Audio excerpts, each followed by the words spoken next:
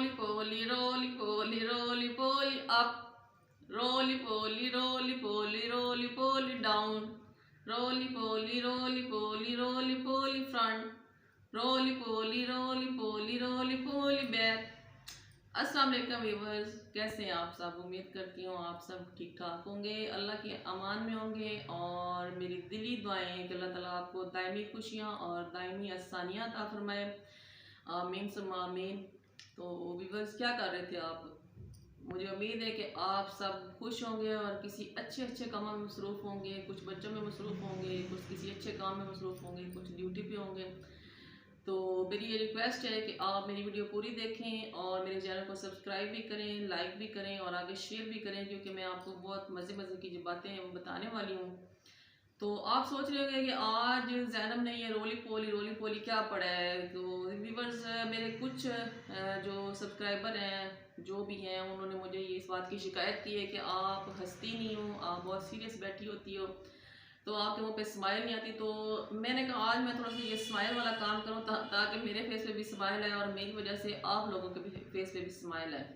तो उम्मीद है इस टाइम आपके फेस पे स्माइल होगी और आप सोच रहे होंगे कि ये रोली पोली वाला काम अच्छा है। आज जैनब ने कोई शेर नहीं पढ़ा क्योंकि उससे थोड़ा सा टॉपिक संजीदा हो जाता है। तो आज मैं जिस टॉपिक पे आपसे बात करूंगी वो है कि तहजीब इंसान को कब आती है, कैसे आती है और कहाँ से आती है।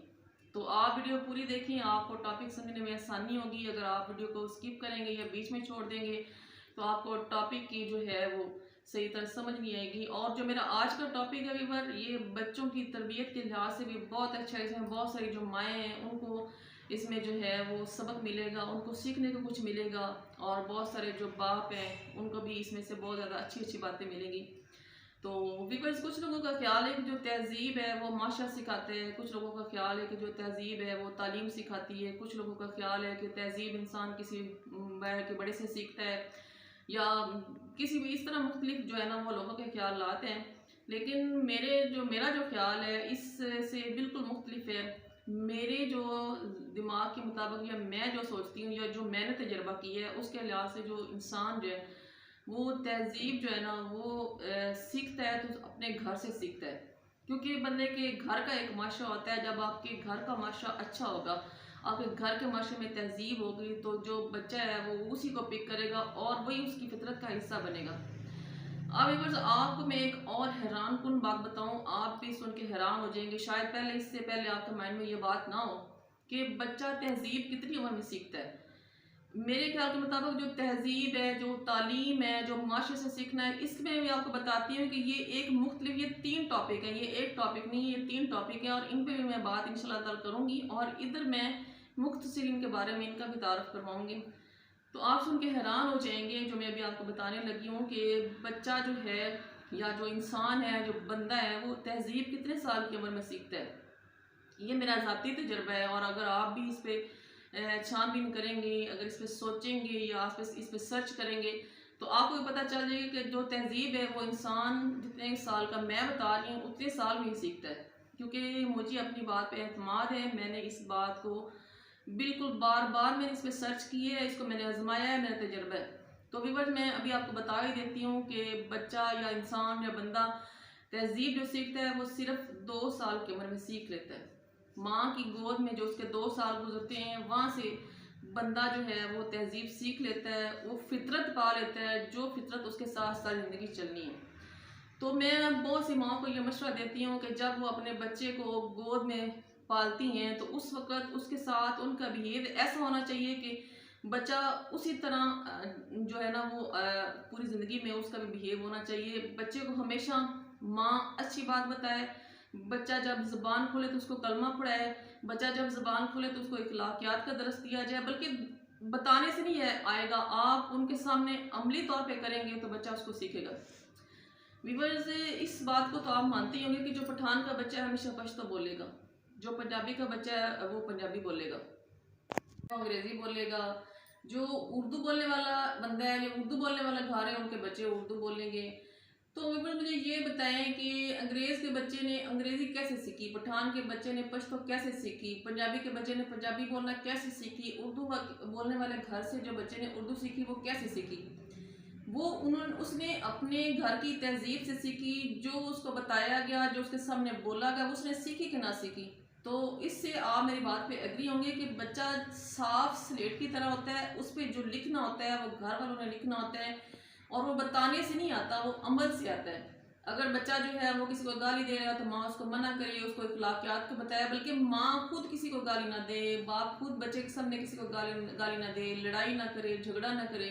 अगर वो खुद गाली देगा, बच्चे को मना करेगा, बच्चे की जो तरबियत है या फितरत है वो उसी लिहाज से बनेगी। अगर वो किसी के साथ इखलाकियात से बात करेगा तो वो इखलाकियात उस बच्चे की जो है वो तरबियत में आ जाएंगी, उसकी फितरत का हिस्सा बन जाएंगी। और फितरत जो बन जाती है व्यूअर्स, वो कभी चेंज नहीं होती, क्योंकि जो इंसान की फितरत शुरू से चल रही होती है वो आखिरी सांस तक उसकी वही फितरत रहती है। तो आप कोशिश कीजिए कि जो आपका बच्चा है उसको पहले दिन से लेकर जब वो पैदा होता है, बच्चा उस टाइम सुन रहा होता है, बच्चा उस टाइम समझ रहा होता है, उसके कानों में आपकी आवाज़ पड़ रही होती है। आप पहले दिन से लेकर 2 साल तक बच्चे की तरबियत के लिए, उसको तहजीब देने के लिए आप उसके सामने अमली तौर पे मुजाहरा करें, और आप उसके लिए अखलाकियात छोड़ें, आप उसके लिए एक अच्छा इंसान बनने की जो तहजीब है वो छोड़ें।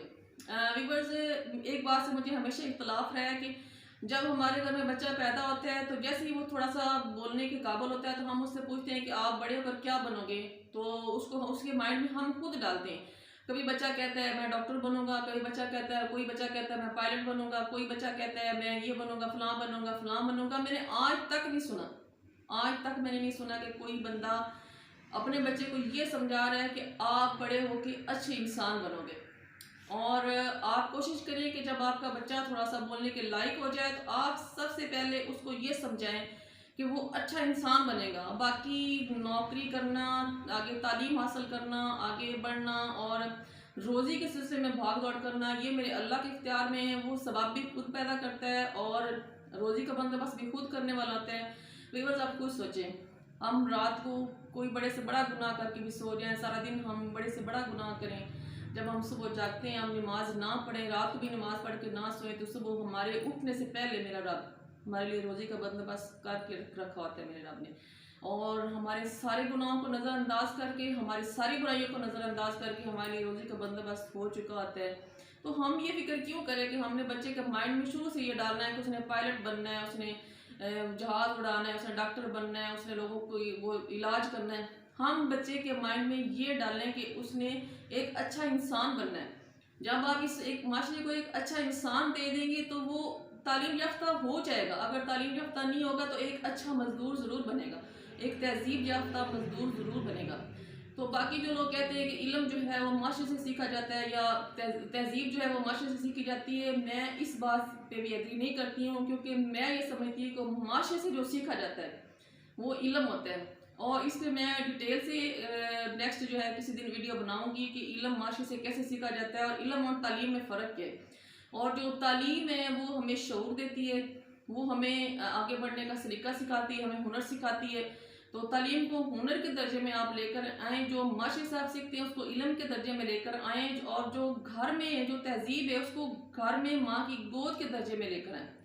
तो आप दर्जाबंदी करें, और माँ जो इस बात पे गौर व फिक्र करे कि मैंने अपने बच्चे को सबसे पहले मोहम्मद का कलमा पढ़ाना है, उसके बाद अगर मैंने उसको कोई लफ्ज़ बताना है तो मैंने उसको कहना है कि तुम अच्छे इंसान बनो। जब कोई अच्छा इंसान बन जाएगा बच्चा, तो वो एक अच्छा इंसान जो हमारे माशरे को मिलेगा, हमारे मुल्क को मिलेगा। तो तालीम जो है वो भी अल्लाह ताला उसको देगा, उसकी रोज़ी का बंदोबस्त भी करेगा। उसकी फ़िक्र करें कि हमें ज़रूरत नहीं, वो मेरा अल्लाह है ना, वो सब के लिए रोज़ी का बंदोबस्त भी करता है, और सारा कुछ उसी के इख्तियार में। वो ना चाहे तो जो है वो तहजीब वालों को भी ना दो और दे, और अगर वो चाहे तो वो जिनके पास तहजीब नहीं है, जिनके पास बोलने का सलीका भी नहीं है, जिनके पास शऊर भी नहीं है, और जिनके पास इखलाकियात भी नहीं है। मेरी नाक़िस सोच के मुताबिक जो तालीम है वो तहजीब का हिस्सा नहीं है, क्योंकि तालीम, तहजीब और इल्म ये 3 मुख्तलिफ टॉपिक हैं, और 3 तरह के मुख्तलिफ जो है वो दर्जात में सीखे जाते हैं। जो इसकी विस में, क्योंकि ये कैसे सीखे जाते हैं, इल्म बंदा माशरे से सीखता है, जो तालीम है वो बंदा स्कूलों में सीखता है, और जो तहजीब है वो बंदा घर से सीखता है। तो अगर तालीम से तहजीब आती है तो सबसे पहले जो हमारे स्कूलों में पढ़ाया जाता है, लपे आती में एक शेर है कि वो मेरा काम गरीबों की हिमायत करना, दर्दमंदों से, ज़ईफ़ों से मोहब्बत करना। तो आपने कभी देखा होगा कि अगर हाई फाई जो तालीम याफ्ता लोग हैं, आपने देखा होगा कि वो अपने से छोटे पे चीख रहे होते हैं, शौक कर रहे होते हैं, उनके साथ बाद इखलाकी का मुजाहरा कर रहे होते हैं। तो इससे ये साबित हुआ कि जो तालीम है वो कभी भी तहजीब नहीं सिखाती, कभी भी तमीज़ नहीं सिखाती।